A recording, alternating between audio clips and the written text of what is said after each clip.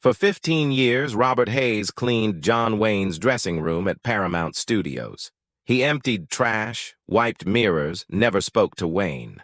But in 1968, Robert found something in the trash that made him realize heroes aren't born, they're built, one rejection at a time. Robert Hayes started working as a janitor at Paramount Studios in 1960. He was 37 years old, high school dropout, married, 3 kids. Cleaning studios wasn't glamorous, but it paid the bills. His route included a dozen dressing rooms. Most actors treated him like furniture. Didn't say hello, didn't say thank you. Just left their mess and expected it to disappear. Robert didn't mind. That was the job. Stay invisible, clean up, move on. But John Wayne was different. Not friendly exactly, but polite. Every time Robert came in, Wayne would nod. Say, "Evening, Robert." Most actors didn't even know his name. Wayne did. Robert cleaned Wayne's dressing room 5 nights a week for 15 years, and he started to notice patterns. Wayne's trash always had the same things: coffee cups, cigarette butts, and papers. Lots of papers. Scripts, notes, letters. Robert never read them. That wasn't his business. But one night in 1968, Robert was emptying the trash, and a crumpled piece of paper fell out. It landed at his feet. He picked it up to throw it back, and he saw the letterhead. It was from a major studio, typed, official. Curiosity got the better of him. He unfolded it. It was a rejection letter. "Dear Mr. Wayne, we appreciate your interest in the role, but we don't believe you're right for this dramatic part.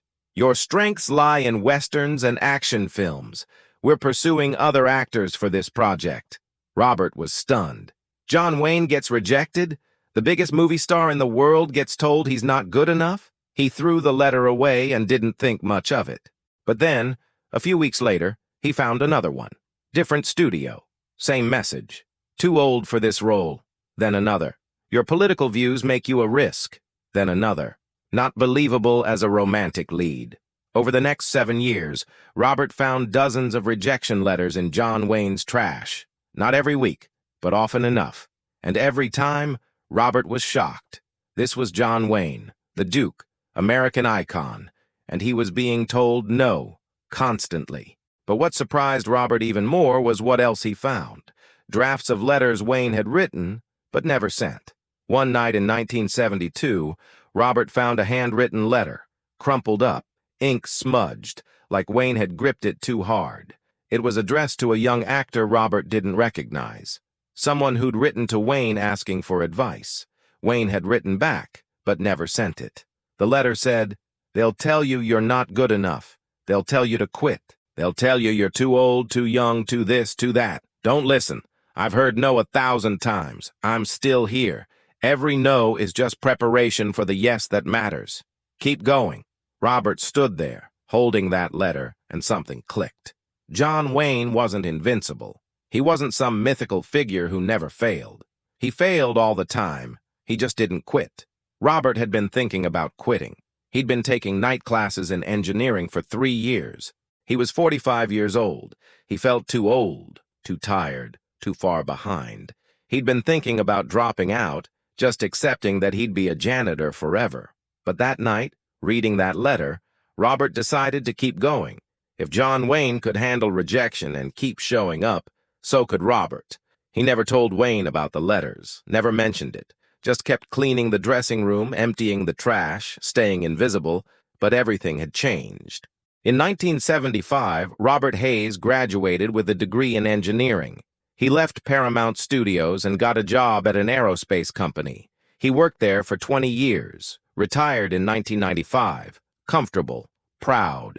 When John Wayne died in 1979, Robert went to the funeral. He stood in the back, didn't talk to anyone, just paid his respects, not to the movie star, but to the man who taught him that failure isn't the opposite of success.